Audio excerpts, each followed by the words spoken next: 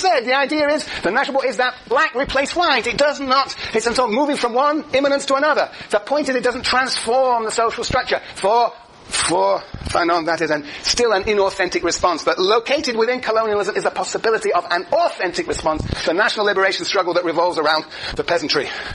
Yes. So, you can see, again, that there are these parallels here. The big difference is what's going on here for Beauvoir. See, Beauvoir set in motion, you might say, the possibilities, the thought system that would challenge male domination and could provide the foundations for a feminist movement that she did not anticipate writing in 1949. The question is, what did she think in 1949? What did she think in 1949 was the possibility of liberation? Which is essentially what the last chapter is about, or the last two chapters, but I only ask you to read the last chapter. So, what is her answer? What is her answer? What is her answer to the question of liberation for women?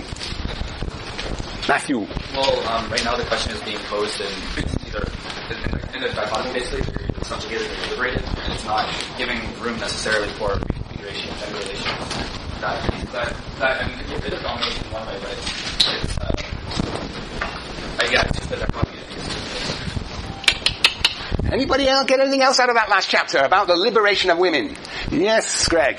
I just want to know those giving women the opportunity to be the heroes of their own situation, get rid of their situations, and they're giving them autonomy and economic freedom, and then it not only will liberate women, but it will liberate men from the vicious circle of Right. She has this idea of a future in which there is a sort of mutuality between men and women.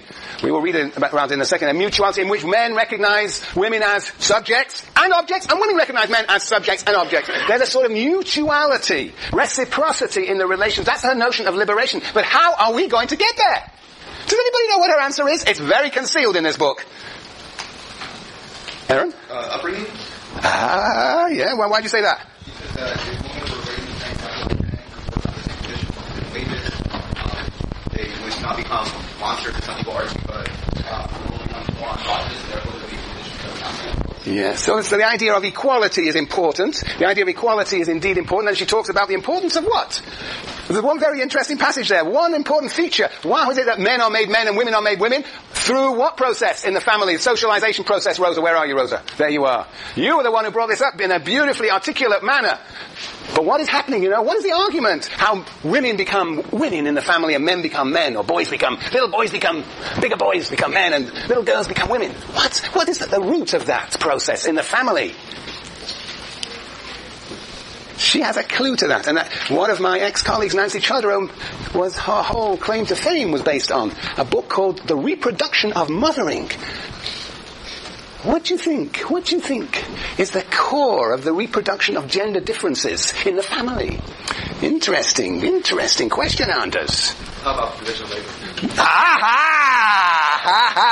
How about the division of labor? Tell me more. What division of labor? Well, man usually provides. And women?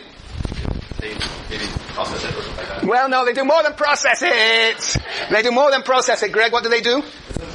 Is it the idea of the value and exchange between men and women, and like how they value each other's, I guess, time and commitment towards each other in a relationship, and that kind of like equality and inequality? What's going on in the family that we know today, that we've always known in sort of modern societies? What is the peculiarity of the division of labor in the family?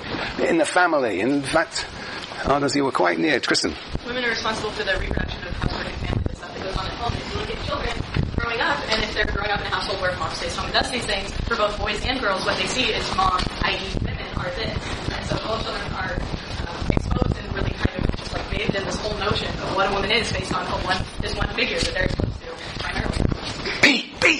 Oh, beautiful. Yes, indeed. In Nancy Chodorow's work and in other people's work, it gets a bit more sophisticated than that. It becomes a whole understanding of the meaning of mothering. It is women that mother, not men.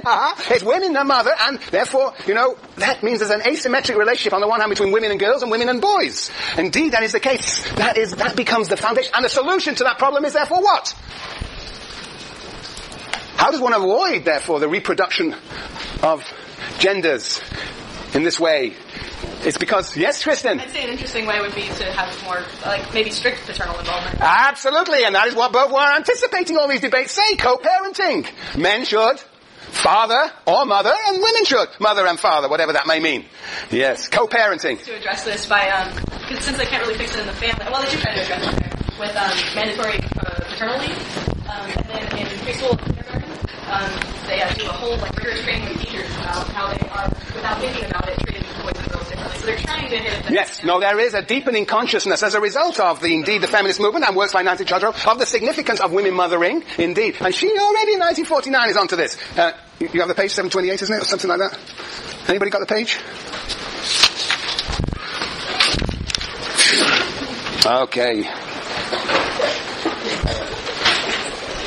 Where is this, damn it?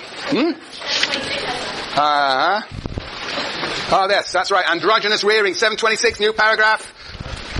We're jumping ahead here, but I'm just trying to keep the momentum of this lecture going along. If the little girl were brought up from the first with the same demands and rewards, the same severity and the same freedom as her brothers, taking part in the same studies, the same games, promised the same future, surrounded with women and men who seemed her undoubted equals, the meanings of the castration complex and of the Oedipus complex, which is a result of the asymmetric division of labor in the family, the tensions between parents and children, the Oedipus would be profoundly modified, assuming on the same basis as the father, the material and moral responsibility of the couple, the mother would enjoy the same lasting prestige. The child would perceive around her an androgynous world and not a masculine world. That is to say, co-parenting. Very good. Okay.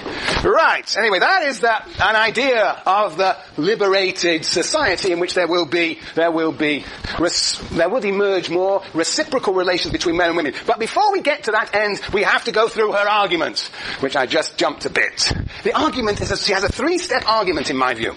She says, first of all, is there a way beyond this immanence? Well, some people think way beyond this immanence is for women to, quote, imitate men, to be like men. And she has all these passages on 716, 717. 716, for example, last three lines on 716, she writes, we may readily agree that her dream of castration has this symbolic significance. That is castrating men.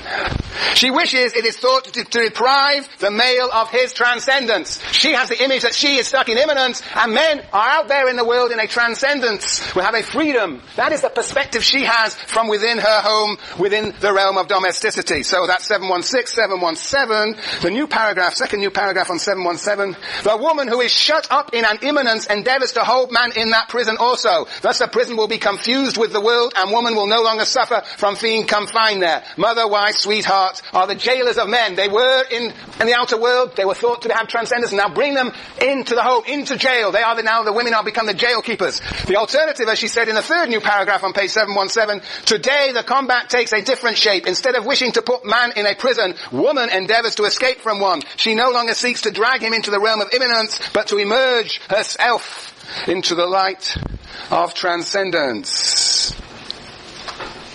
Into the light of transcendence. And if you turn to page 718, the last four lines of the first new paragraph on 718, she says, but the modern woman accepts masculine values. She prides herself on thinking, taking action, working, creating on the same terms as men. Instead of seeking to disparage them, she declares herself their equal. So the first strategy is, instead of imitating men, becoming men's equal. Because there is this illusion, and that's the important point. It is the illusion that men are in a state of transcendence. But of course, these men out there in the world, most of them are what? Most of them are what? What are most of them? Most of those men out there. Yes? They're just a subject of this. They are just a subject. They are the wage laborers. As she says on page, and I'm cheating here, I'm sorry, but I'm going to 624. Do you have 624?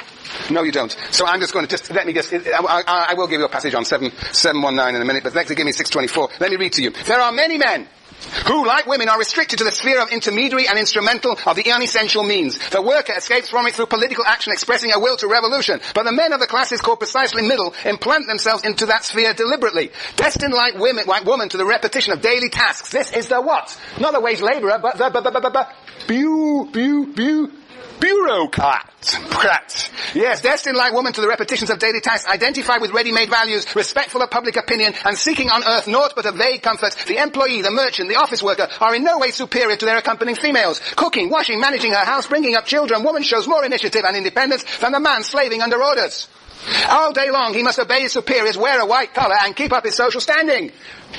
She can dawdle around the apartment in a wrapper, sing, laugh with her neighbours. She does as she pleases, takes little risks, tries to succeed in getting certain results. She lives less than her husband in an atmosphere of conventional concern for appearances. I mean, it seems even better to be in domesticity, to be locked into the iron cage of the bureaucracy. So the point is that women, imagine that men out there, they don't know about the life of men out there, Beauvoir is saying, and they imagine this is one of transcendence, but it is not a one of transcendence. For women to go out there is, in fact, only to subjugate themselves doubly. Yes, Aaron? But is Beauvoir here being cynical? Because it sounds an awful like what she calls the low-class game on page 720. So I can't tell if she's actually making this argument or if she's just reproducing the possibility that it occurs in that, in contrast, when women look at their life of domesticity, they should see it as actually giving that. No, she's joking. She's joking here. She's trying to say that really, she's trying to make a very strong point, that men out there aren't actually locked in immanence themselves, and perhaps it's even better to be a housewife than to be locked in a bureaucracy. But she's definitely sees domesticity as immanence. This laughing around, these are false comforts. These are false inauthentic comforts. So let's look at 719. 719, 719, third line from the bottom. Man is concerned with the effort to appear male, important, superior, and so forth. He pretends so as to get pretense in return. He too is aggressive, uneasy. He feels hostility for women because he is afraid of them. He's afraid of them because he's afraid of the personage, the image with which he identifies himself. What time and strength he squanders in liquidating, sublimating, transferring complexes, in talking about women, in seducing them, in fearing them! ! He would be liberated himself in their liberation, but he is not liberated. But this is precisely what he dreads, his own liberation, and so he obstinately persists in the mystifications intended to keep woman in her chains. Man is actually in chains himself and develops all these insecurities that leads him to subjugate women. That men out there are not in a realm of freedom. So the point, therefore, is that imitating men, becoming like men, is no solution, is not going to move from inauthenticity to authenticity. Okay, that's the first point. The first point, this idea of becoming like men, joining men, is a grand illusion. There is, she says, a spurious equality. The pursuit of gender equality is equality within inequality. On 722, she says, second line from the top, the doubtful concept of equality in inequality, which the one, second line on 722. The doubtful concept of equality in inequality, which the one uses to mask his despotism and the other to mask her cowardice, does not stand the test of experience. In their exchanges, woman appeals to the theoretical equality she has been guaranteed, and man the concrete inequality that exists. Women may appear to be equal, but in the end, their domesticity, their commitments to the family, means, in fact, intensifies their subjugation in the realm of the labour market. The result is that in every association an endless debate goes on concerning the ambiguous meaning of the words give and take. She complains of giving her all. He protests she takes all.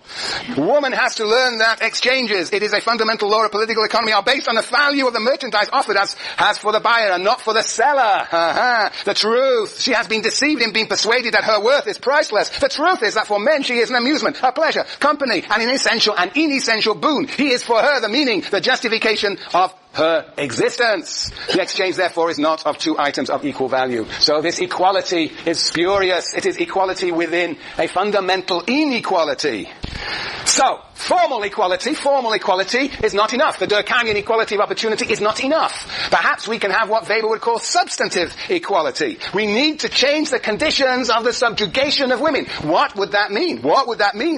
Substantive equality. What would be the demands of women? Well, what does she say? What does she say?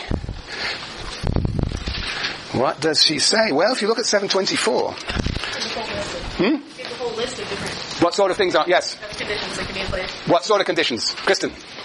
That whole last paragraph. On page 724? Yeah. Okay, alright, well now read it. Okay, alright, you're with me, very good. It's an interesting commentary here, Sasha, on the Soviet Union. Right. You remember the Soviet Union? It's in your blood, you'll never get it out. Yes, that Trotskyist blood. Jason can only imitate the blood, but you've got it in you, yes. A world, I'm on the last paragraph on 724. A world where men and women would be equal is easy to visualize, for that is precisely what the Soviet Revolution... What's the word there, Jason? Visualize. Ease would be equal to easy, would be equal, is easy to visualize, for that is precisely what the Soviet Union promised. Did not deliver, promised. So what did it promise? Women raised and trained exactly like men were to work under the same conditions and for the same wages. Same wages. Same places in the division of labor.